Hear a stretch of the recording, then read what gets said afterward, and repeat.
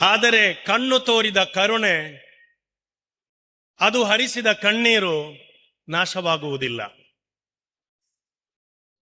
ಕರುಣೆಯಿಂದ ನಾವು ತೋರಿದ ಆ ಸ್ನೇಹದ ಪ್ರೀತಿಯ ನಡವಳಿಕೆ, ನಮ್ಮ ನಡೆ, ಅದು ಉಳಿದುಕೊಳ್ಳುತ್ತದೆ. ಹಾಗೆಯೇ ಕಣ್ಣೀರನ್ನು ಒರೆಸುವುದನ್ನು ಬಿಟ್ಟು ಕಣ್ಣೀರು ತರಿಸುವಂತಹ ಪ್ರಯತ್ನ ಮಾಡಿದರೆ ಅದು ಕೂಡ ಶಾಪವಾಗಿ ಉಳಿಯುತ್ತದೆ. ಹಾಗಿರುವಾಗ ಈ ಕೈಗಳು, ಇದರ ಬಲ ಯಾವತ್ತೂ ಒಂದು ರೀತಿ ಇರಲ್ಲ. ಕ್ರಮೇಣ ಈ ಕೈಗಳ ಬಲ ಕಮ್ಮಿಯಾಗುತ್ತೆ. ಮೇಲಕ್ಕೆತ್ತಲೂ ಕೂಡ ಕೆಲವೊಮ್ಮೆ ಕಷ್ಟವಾಗುವ ಪರಿಸ್ಥಿತಿ ಬರಬಹುದು. ಅಲ್ಲಾಹನು ಕಾಪಾಡಲಿ, ಆರೋಗ್ಯವನ್ನು ನಮಗೆಲ್ಲರಿಗೂ ದಯಪಾಲಿಸಲಿ. ಆದರೆ ಈ ಕೈ ಕೂಡ ನಾಶವಾಗುತ್ತದೆ. ಕೈ ಮಾಡಿದ ಕರ್ಮಗಳೇನಿವೆ ಅದು ಉಳಿದುಕೊಳ್ಳುತ್ತದೆ. ಅದು ಚರಿತ್ರೆಯನ್ನ ನಮ್ಮ ಸಮಾಜದಲ್ಲಿ ಬಾಳಿಕೆ ಬರುವಂತೆ ಮಾಡುತ್ತದೆ. ಹಾಗಿರುವಾಗ ಅಲ್ಲಿಯೂ ಕೂಡ ಕರ್ಮಗಳಂತೆ ದೌರ್ಜನ್ಯಗಳು ಕೂಡ ಉಳಿದುಕೊಳ್ಳುತ್ತದೆ. ದೌರ್ಜನ್ಯಗಳ ಶಾಪ. ಇಲ್ಲಿ ಸ್ಪಷ್ಟವಾದ ಎರಡು ದಾರಿಗಳಿವೆ. ಒಂದು ಕರ್ಮದ ದಾರಿ, ಕರುಣೆಯ ದಾರಿ, ಮತ್ತೊಂದು ಕಣ್ಣೀರಿನ, ಮತ್ತೊಂದು ದೌರ್ಜನ್ಯದ ಹಾದಿ. ಆಯ್ಕೆ ನಮ್ಮ ಕಡೆ ಇದೆ. ಸಂವೇದನಾಶೀಲ ಮನಸ್ಸುಗಳಿಗೆ ಅರ್ಥವಾಗುತ್ತದೆ ಅದು. ನಾವು ಇಷ್ಟೆಲ್ಲ ಪ್ರಯತ್ನ ಮಾಡ್ತಾ ಇದ್ದೀವಿ, ಯಾಕೆ ಜನರ ಹೃದಯ ತಲುಪುತ್ತಿಲ್ಲ, ಜನರು ಹೆಚ್ಚಾಗಿ ನಮಗೆ ಸ್ಪಂದನೆ ನೀಡ್ತಾ ಇಲ್ಲ ಅಂತ. ಇವಾಗ ಡಿಜಿಟಲ್ ಯುಗ, ನಾವು ಮಾಡ್ತಾ ಹೋಗ್ಬೇಕು. ಅದರ ಕರ್ಮಣ್ಯೇ ವಾಧಿಕಾರಸ್ಥೆ ಮಹಾಬಲೇಶು ಕದಾಚನ, ಪರಿಣಾಮ ಪ್ರತಿಕ್ರಿಯೆ ಏನಿರುತ್ತೋ ನಮ್ಗೆ ಗೊತ್ತಿಲ್ಲ. ಹಾಗೆ ನೋಡಿ, ಹಿಂದಿನ ಕಾಲ ಬದಲಾಗಿದೆ, ಪರಿಸ್ಥಿತಿ ಬದಲಾಗಿದೆ. ನಾವು ಅದರೊಟ್ಟಿಗೆ ಬದಲಾಗಬೇಕು. ಮನೆ ಬಾಗಿಲು ಗಟ್ಟಿ ಇರಲಿಲ್ಲ, ಕಿಟಕಿಗಳು ಭದ್ರವಾಗಿರಲಿಲ್ಲ. ಆದರೆ ನಮ್ಮ ನಂಬಿಕೆ, ಒಂದು ಮನೆಯಲ್ಲಿ ಮಲಗುವುದಾದರೆ ಬಾಗಿಲುಗಳು ಗಟ್ಟಿಯಾಗಿರಬೇಕಂತ ಅವಶ್ಯಕತೆ ಇರಲಿಲ್ಲ.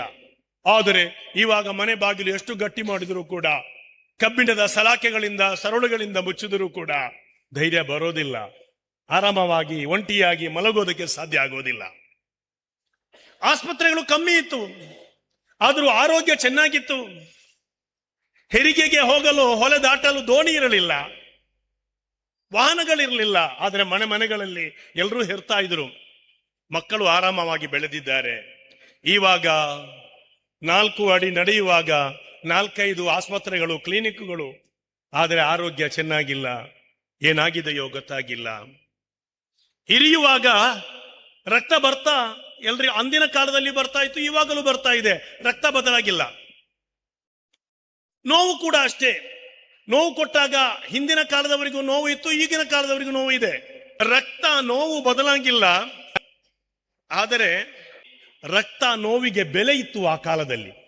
ಈ ಕಾಲದಲ್ಲಿ ನೋವಿಗೂ ಬೆಲೆ ಇಲ್ಲ, ರಕ್ತಕ್ಕೂ ಬೆಲೆ ಇಲ್ಲ, ಸಾವಿಗೂ ಬೆಲೆ ಇಲ್ಲ. ಆ ಕಾಲದಲ್ಲಿ ನಾವಿದ್ದೇವೆ.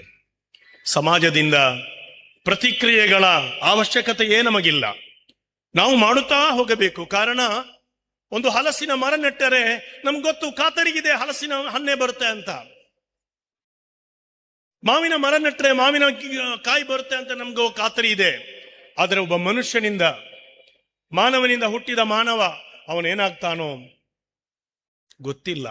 ಸಮಾಜದಲ್ಲಿ ದಂಗೆಕೋರನಾಗ್ತಾನ, ಪ್ರಾಣಿಯಾಗಿ ಬದಲಾಗ್ತಾನ, ಕ್ರೂರಿಯಾಗ್ತಾನೋ ಅಥವಾ ಒಳ್ಳೆಯ ಮನುಷ್ಯನಾಗ್ತಾನೋ ಗೊತ್ತಿಲ್ಲ. ಆದ್ದರಿಂದ ಸಮಾಜಕ್ಕೆ ನಾವು ಒಂದು ಬದ್ಧತೆಯನ್ನ ತೋರುವಂತಹ ಪ್ರಯತ್ನ ಅನಿವಾರ್ಯವಾಗಿದೆ. ಯುವ ಜನಾಂಗ ಅದರ ಬಗ್ಗೆ ನಾವು ಚಿಂತನೆ ಮಾಡಬೇಕಾಗಿದೆ. ನಾವು ಜನರನ್ನು ಉಣ್ಣಿಸುವ ವಿಷಯದಲ್ಲಿ, ತಿನ್ನಿಸುವ ವಿಷಯದಲ್ಲಿ, ಅವರಿಗೆ ಕುಡಿಸುವ ವಿಷಯದಲ್ಲಿ, ಆಡಂಬರ ಎಂಜಾಯ್ ಮಾಡುವ ವಿಷಯದಲ್ಲಿ ಹೆಚ್ಚು ನಾವು ಪ್ರೇರಣೆಯನ್ನ ಕೊಡ್ತಾ ಇದ್ದೇವೆ. ಆದರೆ ಇದಿದೆಯಲ್ಲ, ಒಂದು ರೂಹ ಅನ್ನುವ ಆತ್ಮ ಇದೆಯಲ್ಲ, ಅದನ್ನ ಬೆಳಗಿಸುವಂತಹ, ಅದನ್ನ ಜಾಗೃತಿಗೊಳಿಸುವಂತಹ ವಿಚಾರಗಳಿಲ್ಲ, ನಿರ್ಭೀತಿಯ ವಾತಾವರಣವಿಲ್ಲ, ಸಂಸ್ಕಾರದ ಆ ಒಂದು ಬೆಳವಣಿಗೆ ಕಾಣುತ್ತಿಲ್ಲ, ನೈತಿಕತೆಗೆ ಒಂದು ಬೆಲೆ ಸಿಗ್ತಾ ಇಲ್ಲ. ಇಲ್ಲಿ ನಾವು ಆಲೋಚಿಸಬೇಕಾಗಿದೆ. ಸುಸಂಸ್ಕೃತ ಸಮಾಜದ ಏಳಿಗೆಗಾಗಿ ನಮಗೆ ಏನನ್ನು ಮಾಡಲು ಸಾಧ್ಯ? ಇಸ್ಲಾಮಿನ ಆರಂಭ ಏನಾಗಿತ್ತು? ಇಸ್ಲಾಮಿನ ಕಾಂಟೆಕ್ಸ್ಟ್ ಏನಾಗಿತ್ತು?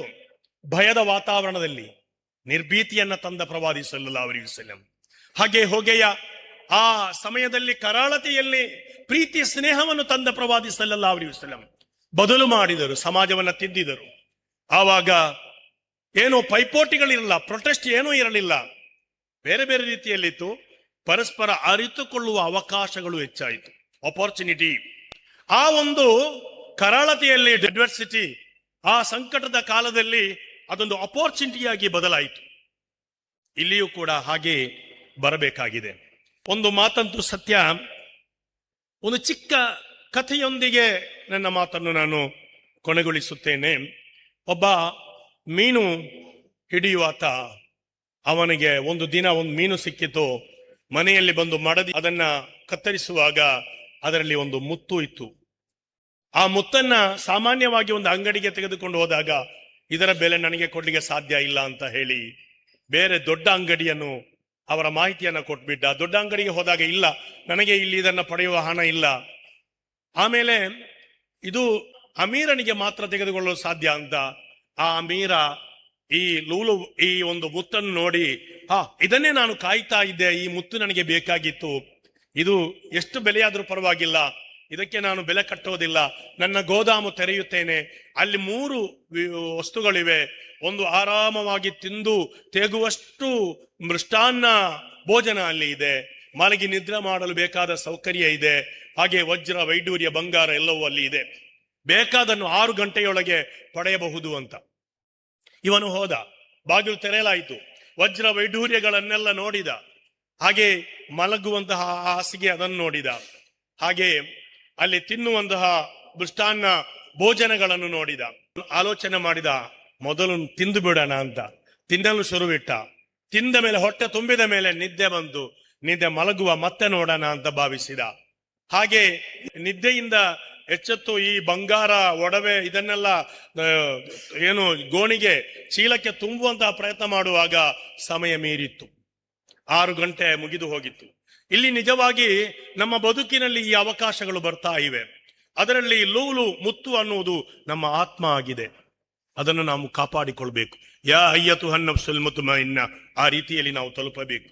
ಇನ್ನು ಅಲ್ಲಿರುವಂತಹ ಆ ಗೋದಾಮು, ವಜ್ರ, ಆಹಾರ, ನಿದ್ದೆ ಮಾಡುವ ಅದಾಗಿದೆ ಈ ದುನಿಯಾ, ಈ ಲೋಕ ಅದಾಗಿದೆ. ಇನ್ನು ಅಲ್ಲಿರುವಂತಹ ಮುತ್ತುಗಳು, ವೈಡೂರ್ಯ, ಅದೆಲ್ಲ ನಾವು ಮಾಡುವ ಸತ್ಕರ್ಮಗಳು. UCGF ಏನೆಲ್ಲ ಮಾಡ್ತಾ ಇದೆ, ಅದು ಆ ನಮ್ಮ ಬದುಕಿನಲ್ಲಿ ನಾವು ಕಾಣುವ ವಜ್ರ ವೈಢೂರ್ಯಗಳಾಗಿವೆ. ನಮ್ಮ ಸೇವೆ ಇದೆಯಲ್ಲ, ನೀವು ಹೇಳಿದಿರಲ್ಲ ಇಷ್ಟೆಲ್ಲ ಲಕ್ಷಾಂತರ ರೂಪಾಯಿ ಖರ್ಚು ಮಾಡಿದ್ದು, ಅದು ನಿಮ್ಮ ಬದುಕಿನಲ್ಲಿ ನೀವು ಮಾಡಿದ ಆ ಒಂದು ವಜ್ರ ವೈಢೂರ್ಯ ಏನು ಸಂಪತ್ತು, ಅದಾಗಿದೆ ಸಂಪತ್ತು. ನಿಮ್ಮ ಮನೆಯ ಮಠವೋ, ಫ್ಲಾಟೋ, ಕಾರೋ, ಬಂಗ್ಲೆಯೋ, ಅದು ಯಾವುದು ಸಂಪತ್ತಲ್ಲ, ನೀವು ಮಾಡಿಟ್ಟ ಇದು ಮಾತ್ರ ಸಂಪತ್ತು.